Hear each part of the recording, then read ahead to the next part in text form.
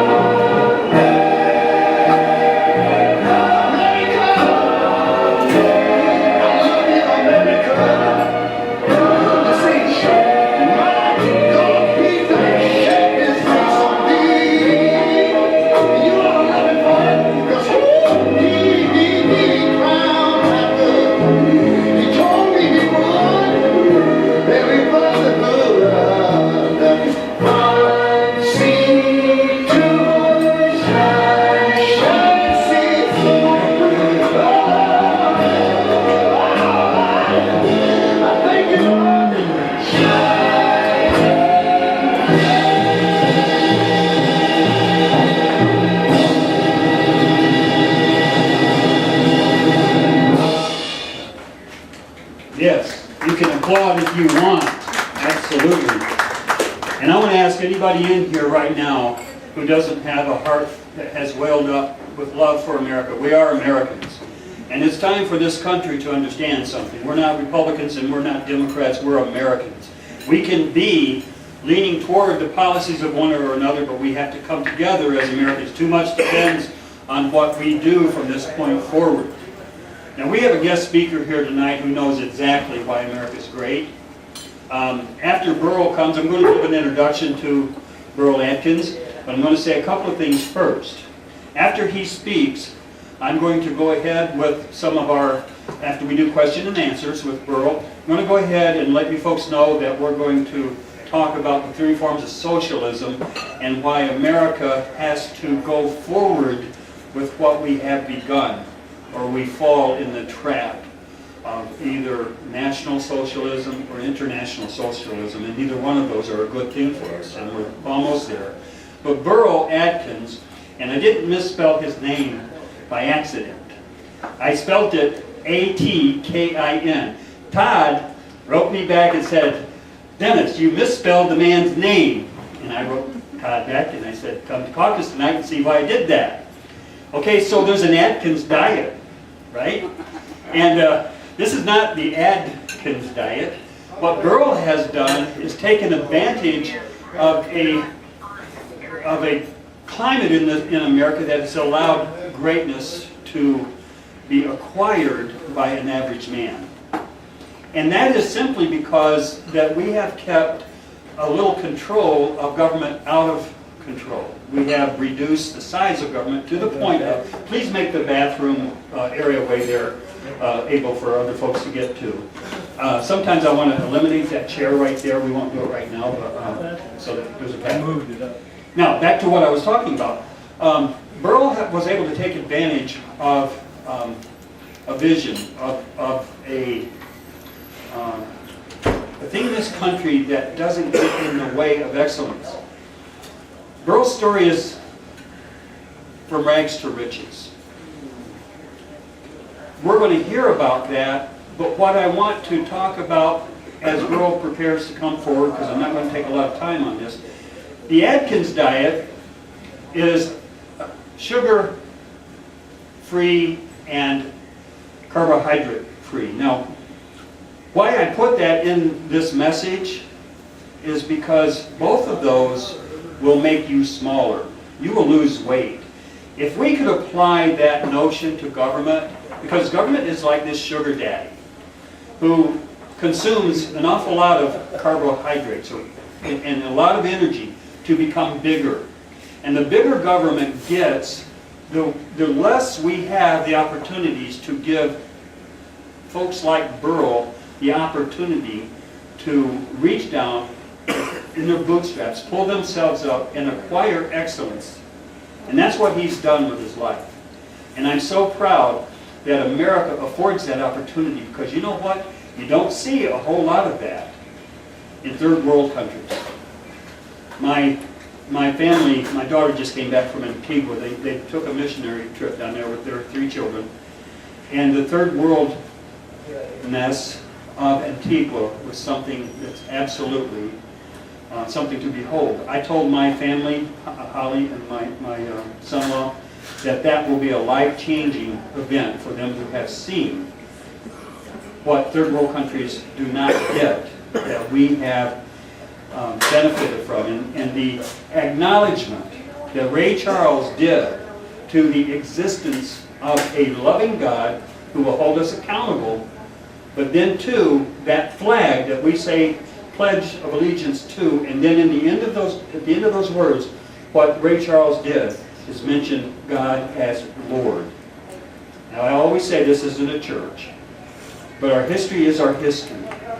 And Burl, as you come forward, Burl Atkins has such a wonderful story, and he's going to be telling you why other countries are eating our lunch because of the policies of several administrations. And this isn't Republican or Democrat blame. This is policies that we've had for a few years. So as Burl comes, Burl Atkins, would you come and give us all of your insight? Burl Atkins.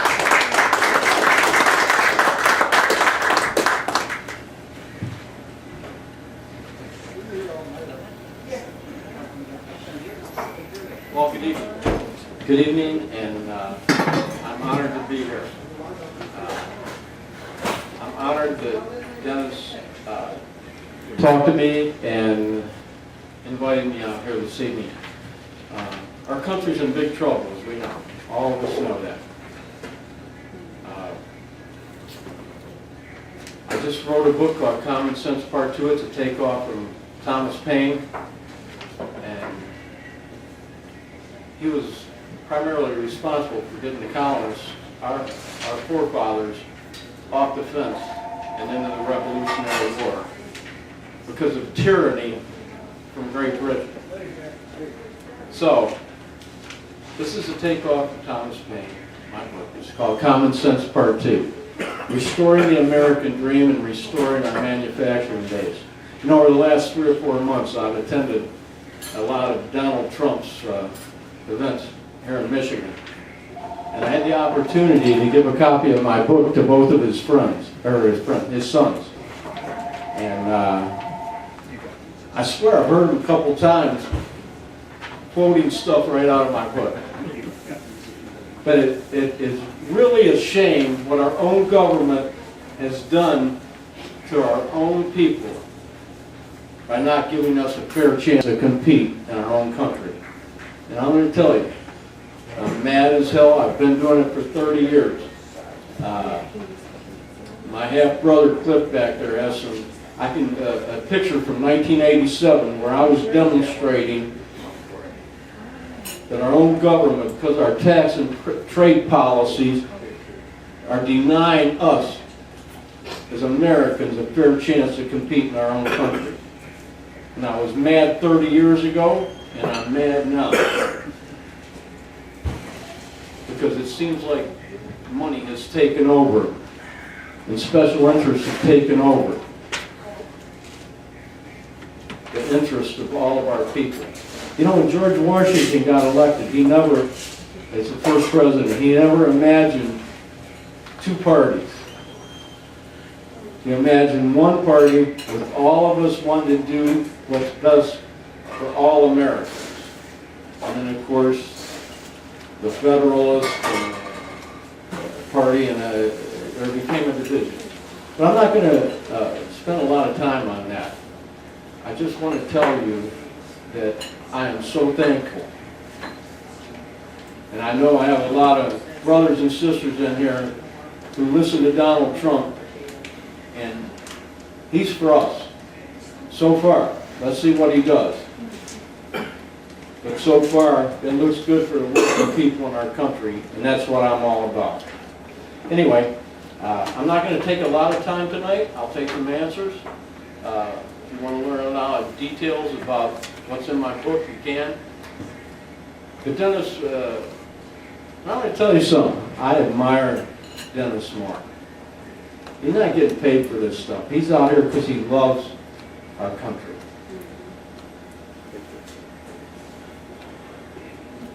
And all of us do. That's why we're here, right? We could be sitting home watching TV.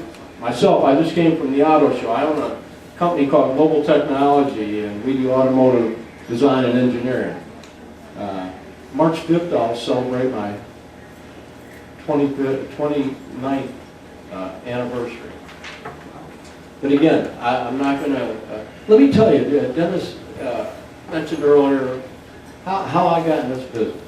Let me tell you something. When I was 17 years old, I graduated from, I was going to Southgate High School. I was a senior.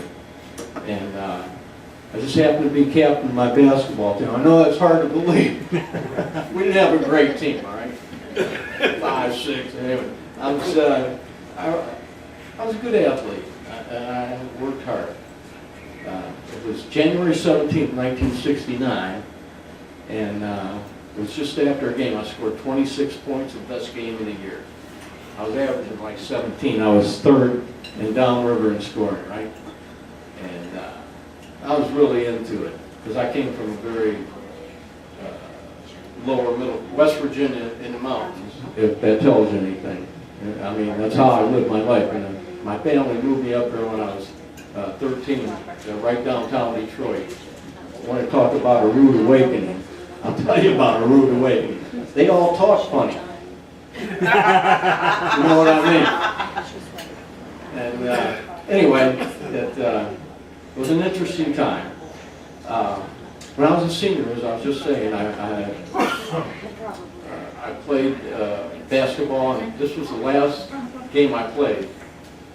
Anyway, 26 points, double overtime, gang, 17. I was on top of the world, right? So that year, we just built a pool in our school, and they changed the locker rooms from upstairs to downstairs, and they put in the shatterproof glass with wire in it. You guys remember that? Oh, yeah. A lot of us do back from that age. Anyway, I was going down, I was soaking sweat with sweat. I walked down the stairs, and I put out my hand, a little exuberantly, I guess. Anyway, my hand went right through the window, and when I pulled it out, it tore all the tendons and nerves and everything. Right here and here, I can show it to you, it's still there. But, and I almost died because they wouldn't take the security back 40 years ago. Wait a minute. I was almost 50. I'm 65. They didn't know how to put a tourniquet on properly, so I continued to bleed. And they wouldn't take me off the school property because of insurance reasons until the ambulance got there. Anyway, make a long story short, they operated on me that night and everything else. And I remember waking up the next morning saying, this isn't fair. This isn't fair. I was hoping to get a scholarship or a partial scholarship to a small college to where I could raise my place in life, because we were very poor. I mean, we were paying $80 for a rent on a house in Detroit, you know. Anyway, so I remember waking up the next morning and tears coming down my eyes and stuff, and I said, this isn't fair, man. You know. Anyway, after that I started feeling sorry for myself, and I graduated from high school. They ruined my chances for a scholarship because it destroyed all the nerves and tendons in my hand, and I'm left-handed. So anyway, I went from one job to another. I went to college. I quit that. I worked for Ford Motor Company. And remember back then, guys, all these folks, we'd go anywhere and get a job. Remember? Some of us remember those days. And I got fired from every job I was at because it was always somebody else's fault. Could never be my fault, you know. Anyway, I got to the point where I was homeless like for 2 years. And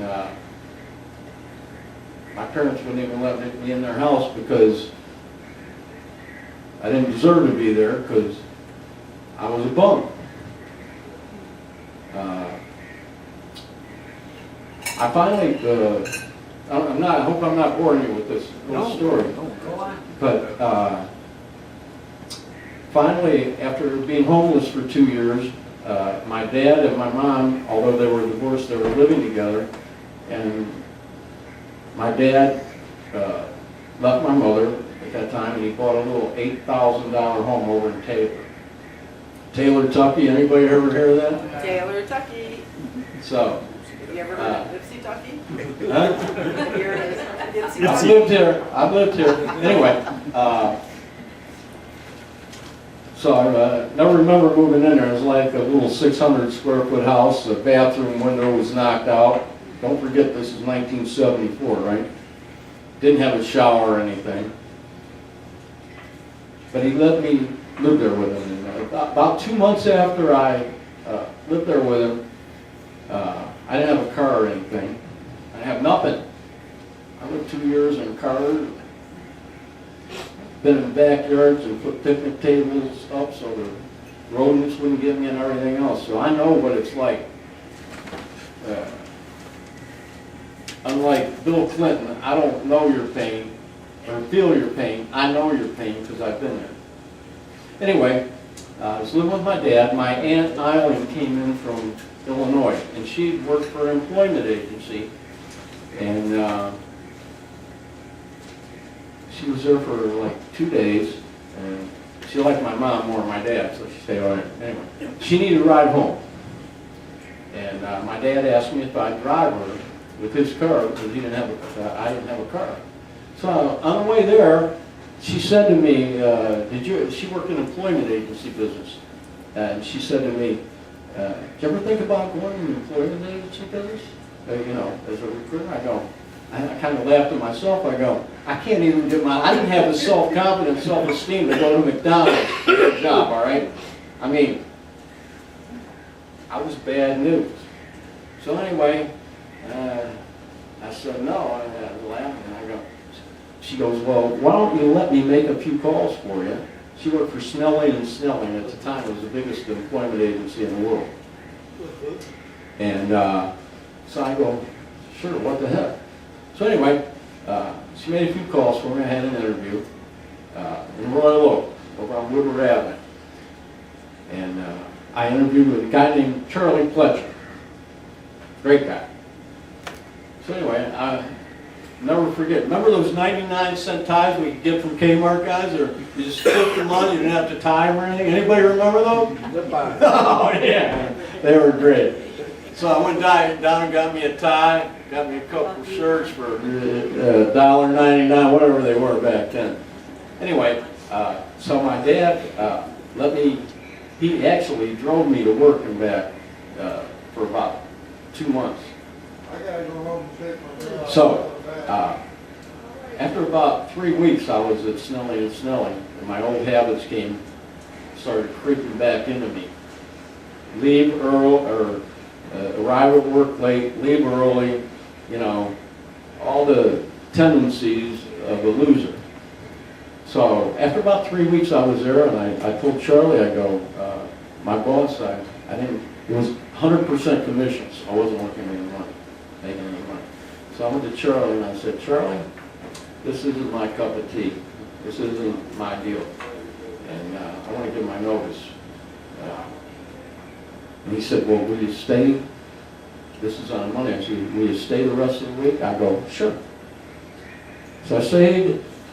On that Thursday, he went around on Tuesday, Monday or Tuesday, he went around the office and said, there's a seminar down at Cobo Hall. Would anybody like to go? My hand went right up. So I went down to the seminar, and there was a guy named Charles Tremendous Jones, 6'5", 285. I mean, a monster, right? And here I am. So I said, sure, Charlie, I'll go. And I sit all the way in the back, in the corner,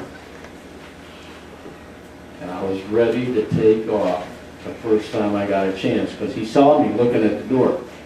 And when he saw that, he walked right back to me, and he got like this far in front of my face. He goes, do you know why you're where you're at in your life?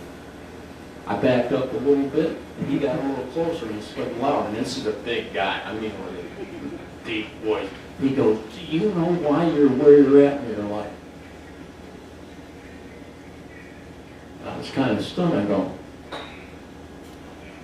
he said, you're at because of the choices that you've made. Life's about choices and taking responsibilities for those. And you know what? No one ever said that to me before. I said to myself, kind of had a paradigm shift, the light went on. I go, wow, he's right. He went on to talk about we become what we think about. As human beings, that's all we can be. All the stuff that's going into our mind is who we are, right? I mean, it has to be. And he said, if you change the way you think, you change who you are. He says, as children, we're slaves to our impulses, and as we become older, we become adults, we become slaves to our habits. And the secret to a successful life is forming good habits and becoming their slaves, instead of blaming everybody and everything.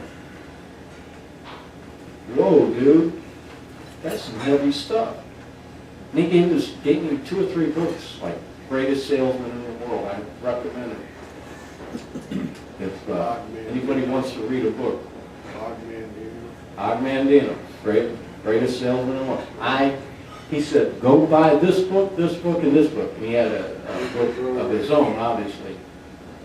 Life is Great, Charles Tremendous Jones. So anyway, I went and bought The Greatest Salesman in the World that day, and guess what? I didn't quit. I went back. And I read that book every day. And it's about having love in your heart. It's about being persistent. It's about making choices and being responsible for them.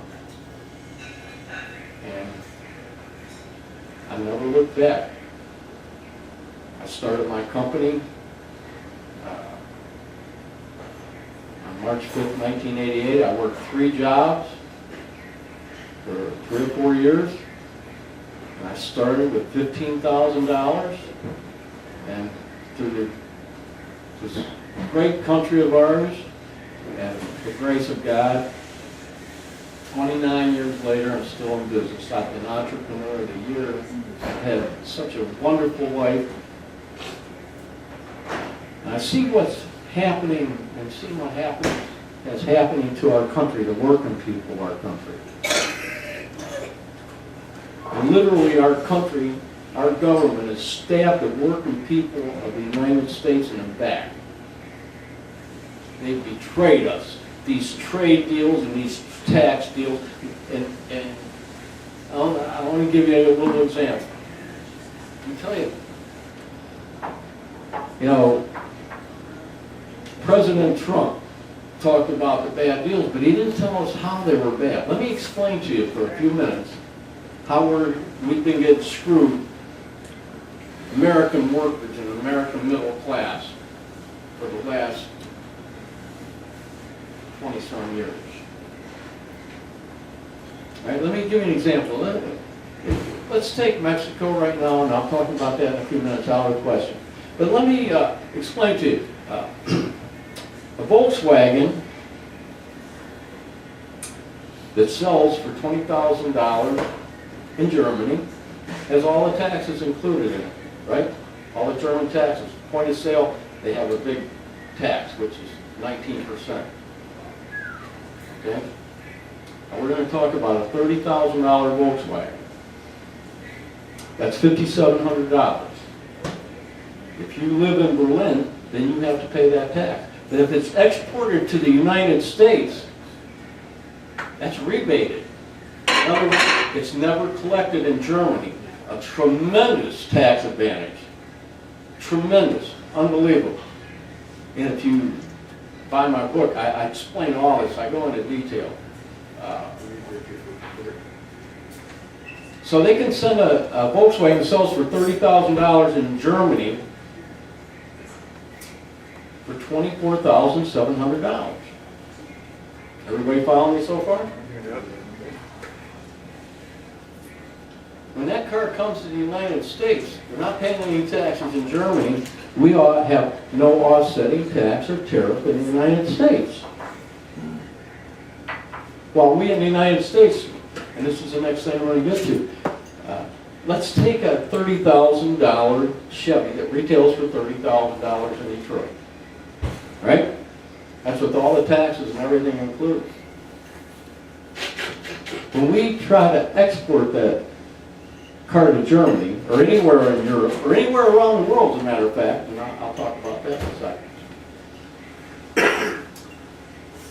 If we send a car to Germany, a $30,000 Chevy, it's already got all of our taxes, regulatory costs, Social Security, Medicare, unemployment, workman's compensation. All this stuff is included. They add a 10%, not only do they add a 19% tariff tax to our cars, they also add a 10% duty on all cars that are built in the United States. That adds another $3,000, so that $30,000 Chevy that sells for $30,000 here all of a sudden, the price of that over there is $38,700. I tell you, I was in Germany for two weeks in 2011. The 2 weeks I was there, I did not see one single U.S.-made Chrysler, Ford, or GM car from Detroit all the time I was there. The rest of the world is laughing at us. Now, let me explain to you for just a minute what happens to an American car. And we probably have some auto guys here Yep. that have spent time in the automotive industry. But the iron ore, when it comes out of Minnesota, out of the mines, guess what happens to it? They have to pay federal income taxes. They have to pay state income taxes. They have to pay Social Security and Medicare. They have to pay unemployment, employer's liability on everything. When they sell that steel, when they sell that iron ore, right? Everybody follow me? Guess what happens? That goes into the cost of the product.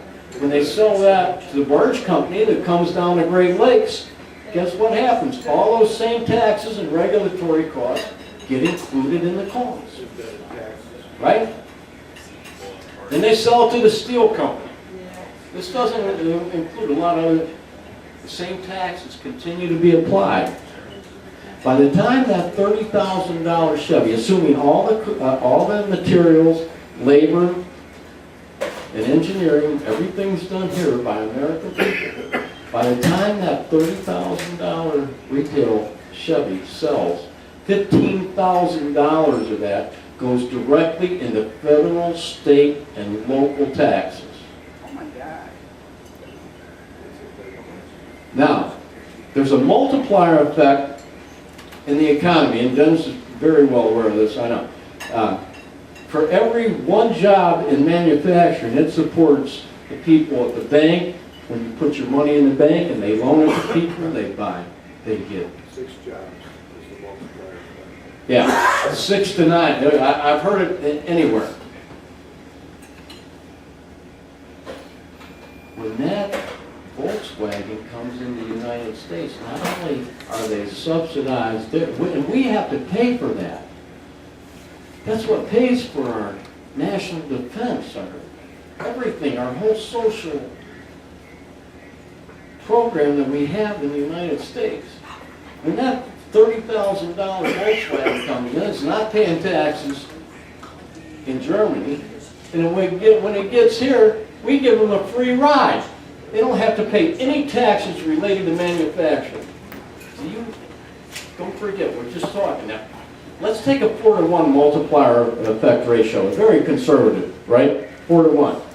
That $15,000 creates another $60,000 in taxes for Social Security and Medicare, for our country, unemployment, national defense. We're losing that much money every time a foreign car. You know, last year, 2 years ago, Japan sold 1,580,000 cars in the United States, exported from Japan here. You know how many we sent to Japan? 0. Last year, the Detroit-based Big Three sold less than 10,000 cars in Japan, and we have a $50 billion trade deficit because the rest of the world is laughing at us because our government has sold out the American people. And that's, Free trade.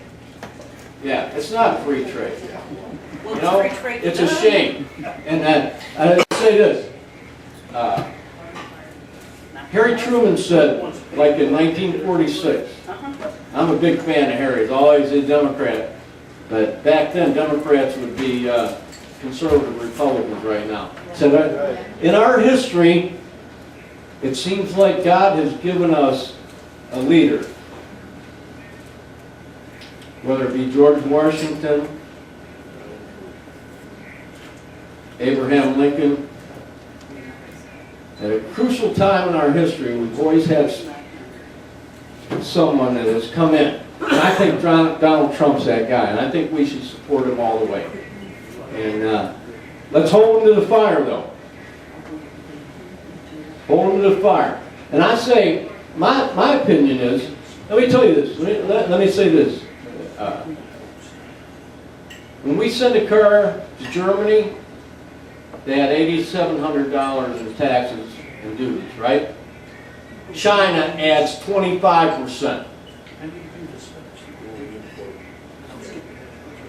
Mexico, 16%. When we send a car to this NAFTA is the biggest ripoff, and it's unconstitutional. And anybody who reads the book is going to find out. This is absolutely an abomination to the working people of our country. It's the destruction So- of America.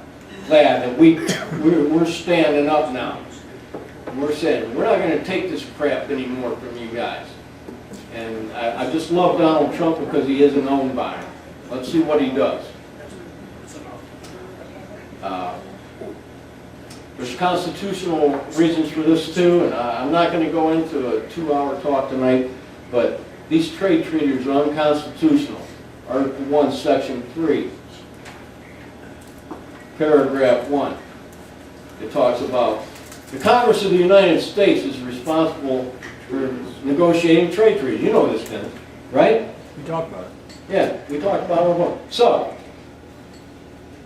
when NAFTA was passed, the Congress took it upon themselves to bypass the Constitution and give authority to the executive branch to bypass the Constitution and give the executive branch the responsibility for negotiating a trade treaty. That didn't go through the amendment process. It's unconstitutional. Article 3, Section 1 talks about we have a United States Supreme Court and they are the law of the land. Right? Under these trade treaties, under this NAFTA, World Trade Organization, Korean Free Trade Agreement, and I'll give you a specific example.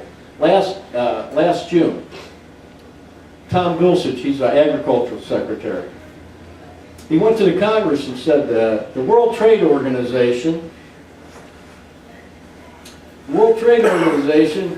has found that the United States is guilty. You know how all of our meats have always been said made product of the USA? Well, they came in and said, you can't do that anymore. So, I'm saying to myself, it's been through the federal courts. It's upheld by all of our federal courts as being constitutional. Well, they came in and said that we were discriminating against Mexico and Canada under the World Trade Organization rules. They can overrule, and they did overrule, our federal laws. These guys with NAFTA, they meet in secret. They don't tell, and we lost our Fifth Amendment right to appeal as citizens of the United States. This is so corrupt, gang. This is so unbelievable what our own government has done to us. And let's be thankful that we had a real patriot from Donald Trump to step up. But all the stuff I'm telling you, gang, $10, that's what it cost me to print this book. I'm not making any money off this. I left the Black Tie Preview with all them beautiful ladies to come up here to talk to you guys. But seriously, it's time. Let's back Donald Trump. We need to do, and like I told you before, I know he's read my book. He's quoting me. You better call me and thank me. Anyway. When we didn't see him walking into Trump Towers. Yeah. But you know what? I grew up downriver, blue collar, factory workers. I graduated from high school in 1969, and guess what? I still live downriver. I'm still hang out with the same guys that I did. I'm so thankful. I've been so blessed by God. I have a great family, kids, the whole 9 yards. So, this is my way to say, you know what, gang? Let's hold together. We can get this done. Let's stand behind our new president and hope to God he does what he says he's going to do. Because we're $20 trillion in debt. That doesn't include Social Security, Medicare, pensions for the federal government, state and local governments, which have over 22 million Americans working that are taking our tax money every day. And they're giving themselves raises. You know, Congress, they don't have the same Social Security system we do. Did you know that? They have their own. Well, that's why they're trying to delete ours. They need to pay us over $2 trillion back that they took out of Social Security. Amen. Amen. That's what I'm talking about. We have to make them accountable. So anyway, I'm not going to go on and on, but I would like to say to you, Dennis, I admire you. An angel. An angel just got its wings, but it wasn't me. And if it wasn't for people like Dennis and all of you folks out here, Donald Trump would not be president because he's talking about us. Go Trump! So, let's support him. It's not going to be an easy ride. The globalists are going to come in. Here's my plan. And I'm going to end this right now, Dennis. Take all the energy. Okay? Here's my plan. If Germany charges us $8,700 in tariff taxes and duties, and we send a $30,000 Chevy over there, guess what? Do the same thing. Reciprocity. We charge them $8,700. Mexico charges us $4,800. We charge them $4,800. How long has this free trade been going on? China, if China charges us $8,500, $7,500, and we send them any manufactured product, we do the same thing with them, right? It's called reciprocity.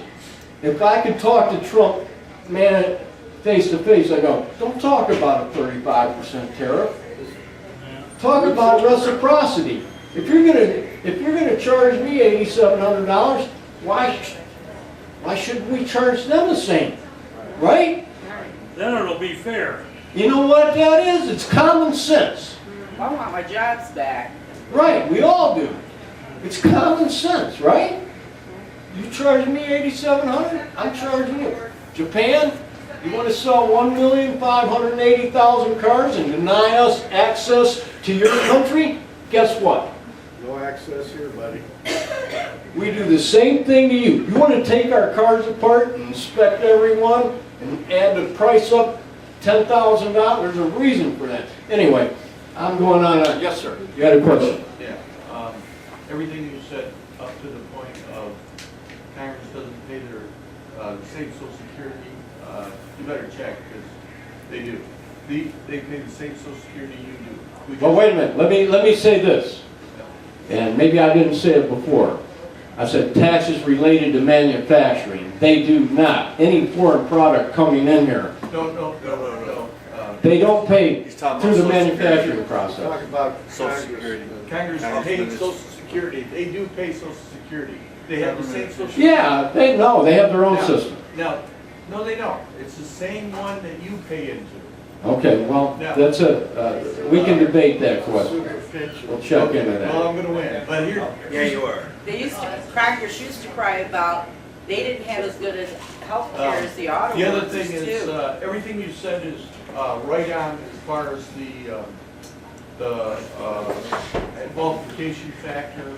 You know, but let's assume now, just for the sake of discussion, that we charge the same tax, 19% of that tax, that Germany charges on their products sold in that country. Actually, it's 29% with the duties, okay. Yeah, and then they come to this country, and the car sells for the same price when you do the exchange from German dollars or Deutschmarks to U.S. dollars. You have a Mercedes-Benz, for instance, will sell there for 60,000, which may sell here, I don't know. I don't look at Mercedes, but 40,000 because they don't have to pay that tax.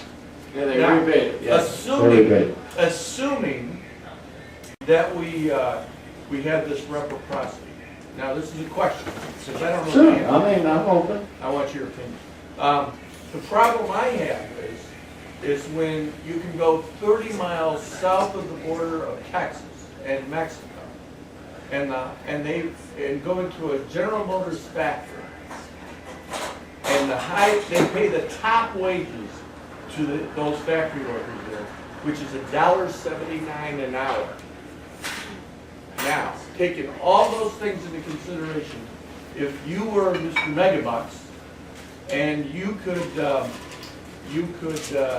do this with, because you have millions of dollars to build a plant, why would you want to go to or build that factory in the United States where your job is to make money, profit, you got to pay your stockholders?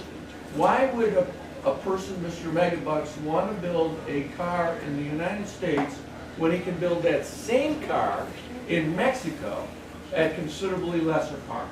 And lesser Oh, quality. yeah, but you know what? Here's how you do The, it. the, Lesser the, quality too. okay, let. Some major questions, a little quicker, a little Okay, shorter. I'll be very brief on that. I'm gonna tell you, you give me a 50% tax advantage, not paying any, the major cost of our products here that we make in the United States is through our property and payroll taxes. Every other country in the world, major country in the world, there are major taxes on productivity, consumption, right? So, Fair tax. in Mexico, for example, again, I said this earlier, wages are a relatively small part of it. In Mexico, if we send a $30,000 Chevy there, they're charging us $4,800 with all of our Social Security and everything, all the taxes. You want to know why we're $20 trillion in debt? And if you take the Social Security, Medicare, all of it in, it's 70 to 100 trillion dollars that we're in debt because I don't know. We talk about it. Could I do a follow-up Yeah. to Congressman Bentivolio's question? And to shorten it a little Whoa, bit. Congressman, what a pleasure. I'm honored to be here. I came You know, here specifically to listen to what you had to say. But I read a good portion of your book, and, I was pretty impressed. So. Wow, Congressman's impressed with your book, but I want to get back to his question because I I'm think it's impressed great. with you. You did a great job. So his question was, why would a corporation not go to Mexico and produce? Because they are. Hey, I'm not blaming the corporations. If I was them, I own a company. If I could make 50% more profit by not paying any taxes. Let me on it. finish my question. Okay. To your point, our country's giving them incentive to do this. Yes, Money there. it's our government It's not that's the doing it. corporation's fault. No, I'm not And his blaming. question is, why shouldn't they do it? They should do it based on policies that we create. Well, I tell you Hey, what, I go to January 1st, 1994, the U.S. government, after NAFTA was passed, said to the American people and all the businesses and everything, if you fire all your American employees, move your company to Mexico, you don't have to pay any federal income taxes, you don't have to pay any Social Security, you don't have to pay any Medicare taxes, you don't have to pay any workman's compensation, employer's liability, unemployment. And You can go down there, evade all those taxes, and then come back up here, make your pay no taxes, just a sales tax and marketing and that. No. I mean, who wouldn't do that? Okay, so. What company Wait a wouldn't minute. do So the that? question. Okay, wait, we're gonna give Congressman a follow-up, because I didn't do a good job. Yeah, So be very loud. So the question is, I don't blame them for doing that. I would too. Okay, question is, Okay. question is, what would you suggest we do in order to, because you know, you have a Mexican worker making $1.79 an hour, and he's doing good. He's living middle class Mexico, okay? Yeah. I just told you what I did. This is crazy. finish the question. Okay, question is, Because the people that's working. so what do you want to do to make it, make us competitive with that Mexican worker? Okay. To Mr. No. Mr. Megabucks. That- Corporation. I understand what you're saying, Congressman. Okay. And let me state this, again. If we send a $30,000 Chevy to Mexico and they charge us $4,800 in taxes, and we charge, when they send their cars up here, we charge them $0.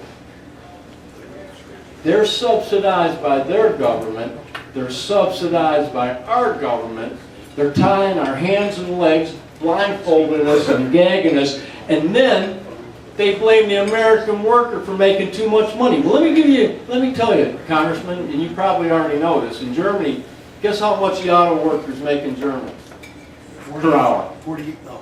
$47 an hour. Our guys are going in at 14. Guess how much they make in Japan? $36 an hour. That include all their health care and everything else. So screw the Right? American And- worker. Yeah, and in South Korea, it's $35 an hour. And then the media beat up on the American working people, the most productive, the greatest workers in the world, most productive, and telling us that we're making too much money. Okay, we're going to take 4 questions, because I don't want to have you grilled all night long. You're doing wonderful. So I'm going to limit to 4 questions, and I would like them to be quick. All right. And you are, tell us your name. David Frey. David Frey. And talk loudly so we can get it on the speaker. This isn't a question, this is more in support of the concepts that you're talking about. We not only, if you look at a map of all the auto manufacturing in North America, the majority of plants are now in Mexico because of the policies of this government allowing them to go into Mexico. Japan, China, and European automotive manufacturers are building their plants in Mexico because of what he said. Now, the problem is, it's not just the wage inequality, it's the regulatory environment, it's the labor laws, it's all the good things that we put in place for our people that the multinational corporations are leaving to get away from, to screw us over, to make their profit in Mexico, bring their products back here to sell us, and not lower their prices. They're not paying any social What I security. got to interrupt, folks. No, It's a good deposition, but what we got to have is questions.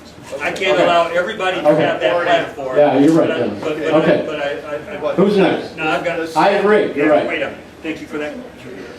Sort of question. Okay, what did you?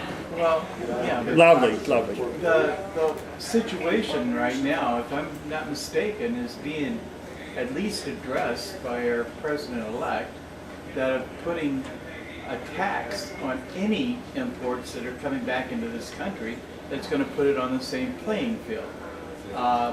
That right now, you look at plants that have in United States plants, if we're going to produce cars over in a certain country, we'll probably have to build a plant over in that country and hire their workers to work inside the plant instead of trying to export over there. We're actually building there. They make it so prohibitive for us. Again, it's like tying our hands and legs, blindfolding and gagging us, and then telling us we have to go fight a 2,000-pound gorilla. You give me a 50% tax break on any product, and I will beat you up. I will take your jobs, I will take your lifestyle, your standard of living right away from you, and that's what's going on. Dennis, You got some more questions. I would Okay. like to say this. Let me say this. we're putting this up on YouTube. This is, I should have told you that. But we want the questions to be very understandable. So if you have a question, I'm going to ask you to come up here and use the only microphone that we have. We used to have a mobile mic, but we don't have it anymore. So please, if you have a question, we'll take 3 more questions, and we'll allow Congressman to have a follow-up, because I think he deserves a follow-up. So what we'll do is, you hold your hand up. As a matter of fact, if you hold your hand up, I'll come around and tell you to where you can get in line to use the microphone. Had you finished the answer to this one? I think we're done here. Oh, so Tim King has a question. Tim, quickly. Burl, I want to apologize for not being here earlier first. And I have a question, and I just wanted to tell you, I ran on your platform, your business platform, for county commissioner. The question is this, I serve on the Washington County Executive Committee for the Republican Party. I'm going to put you on the hot seat right now. All right, do it. All right, Burl Adkins, will you please, you will get our support, please run for United States Congress against Debbie Dingler if you can. Good idea.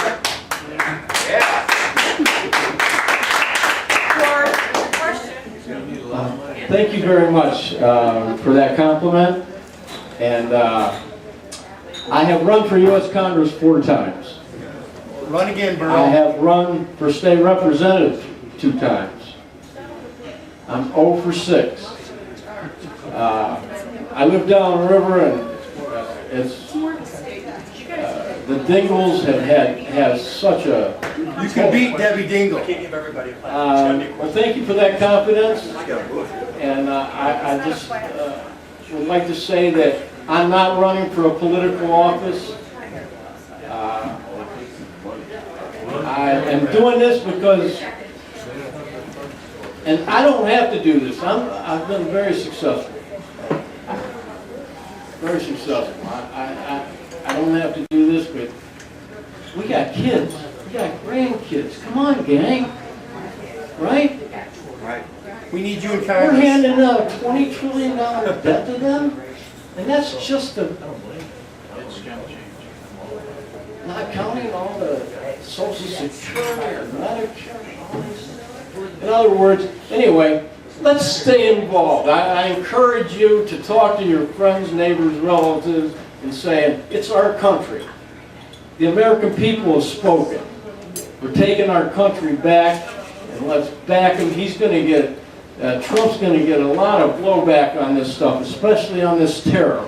So my main message is, don't charge a 35% tariff, or don't talk about tariffs. Let's talk about reciprocity. You're going to charge me, Tim? You're going to charge me $8,700? Why shouldn't I charge you the same? And then people can understand it because it's common sense, and everybody understands it. You start getting into this tariff stuff, and they're going to convolute it. The multinational corporate, there's going to be a blowback so strong. Anyway, Okay, we have another question. yes, sir. Alan, come on. Hello, Mr. Atkins. Alan Detling. If this reciprocity you're talking about gets implemented, will it increase the cost of foreign cars, BMWs, Toyotas? On American soil. Well, let me tell you this. Let me answer that question. Yes. Let me ask you this, guys. If our own government charges us $15,000 in tariffs or taxes, a tax is a tariff is a tax. Why should a foreign car be able to come in here, not contribute to our Social Security, not contribute to our Medicare, not contribute to federal, state, and local taxes that fund our national defense, everything? Why should they be able to come in here tax-free and we get penalized as Americans, and on that $30,000 car we get charged $15,000 and all that, and they get in scot-free? They're not paying taxes in their country because of their system of taxation. How do you expect us? There's no way we can compete against that. Come on, So, man. Burl, the answer to that question is simply yes. It's going to cost more to buy that vehicle And here. it should. They should be paying the same taxes that we have to pay as Americans, shouldn't they? Okay, I'm gonna give Congressman a follow-up on one of his questions, and then we're gonna go to Joe. I'll stand up, I don't need a mic, I got a big voice. All right, I understand exactly, and everybody here understands what I'm saying, right? All right, so what percentage of Ford Motor Company F-150 parts are made in a foreign country? I will tell you this. I'll tell you this. Last year, $136 billion in car parts, foreign car parts were sold in the United States of America. Over $12,000 in every single vehicle, passenger vehicle in the United States last year was foreign parts. Okay, now, in answer to that question, so let's say a good percentage of F-150 Ford, which is the best truck made in the world as far as I'm concerned, all right? I drive one because I believe it. All right, so a percentage of that. So what you're telling me you want to do is you want to charge the companies that sell the parts that make the F-1 or the Ford F-150 down here at the Rouge plant a tax for importing those. Then when I go to buy my Ford truck, I have to pay those taxes. I hate to do this to a congressman. Please forgive me. So it has to be a question. It is a question. I've got to So follow how the do same you rule with see- you as I do with other folks. So, well, I have to explain it because It's got to be a question. you got to take everything into consideration here. We only go So to 10 o'clock. I got to pay that. So how does it help me? And this is a question. It's not a belief. I'm looking for an answer. Yeah. How do I make it competitive? Because I'm the guy who's going to have to pay more money for that F-150. How can you fix that so my price for the F-150 is affordable for me? How do you fix it to where your price is affordable? Thank you, Congressman. With that consideration, because I got to pay the It's tax. very simple, Congressman. It's very simple. Take an engine that's coming in the United States. Very high value component. The foreign country that's sending that in there isn't paying any taxes in their own country. They're not contributing anything to our Social Security, Medicare, National Defense, Medicare, anything. Let me finish. No, because All right, no, because they send that in there tax-free, but as Americans, we ought to have pay for those taxes. You understand? We pay them. They're not paying anything. That's right. They're not paying a They dime. get a tremendous unfair advantage over us as Americans in our own country. But when we send our products anywhere else around the world, they charge us 20 to 30% in taxes and duties on our products, and we let them in for free. We're giving them a free ride. They're not paying any, through the manufacturing process, they're not paying any taxes where they come from. They're not paying any taxes here, and then they expect us as American workers, the best, most productive workers in the world, and then they say, they don't tell you about Germany getting $47 an hour, their manufacturing workers, or 36 or 35. They want to beat us up, our American workers up, and quite frankly, I'm sick and tired of it, and I'm talking to everybody I can, and I'm supporting Donald Trump.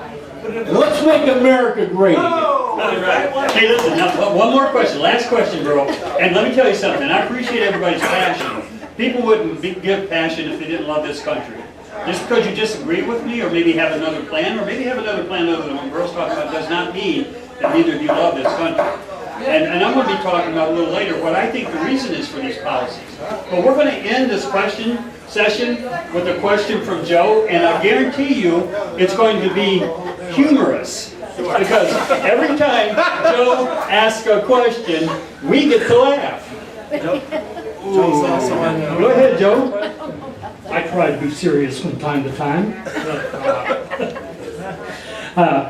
Burl, I was wondering if you could clarify if Bill Clinton was totally responsible, or did George Bush Senior have anything to do with it in regards to the negotiating, signing, and consequently implementing of NAFTA? Or Ross Perot? I'd be happy to answer Good question, that. couldn't even laugh at that. Yeah. Anybody remember the maquiladora process? Yes. Does anybody remember the maquiladora process? It was started under Bush. the first Bush. And that was where within like 70 miles south of the border, and let me give you a little context to this, and that was a very good question, I'm glad you asked. In the 1980s, the Mexican banks were going broke through the oil crisis and everything else, and the United States, our government, the banks bailed them out, like with $50 billion.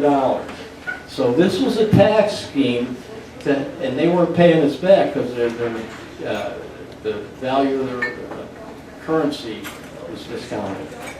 So our government, under George Bush I, came up with this idea that we would give them an area along the border, remember?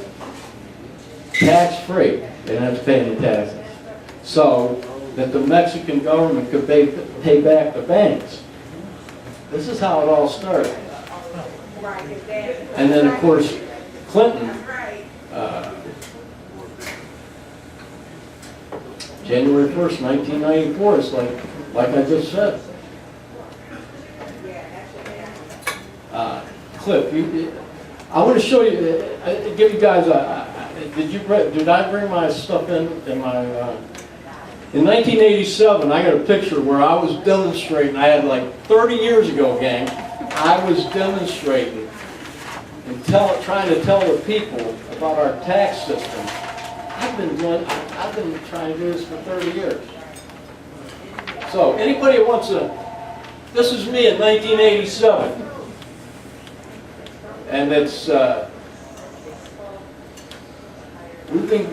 working people in our country have been getting ripped off for way too long, and it's time for us to stand up and speak out.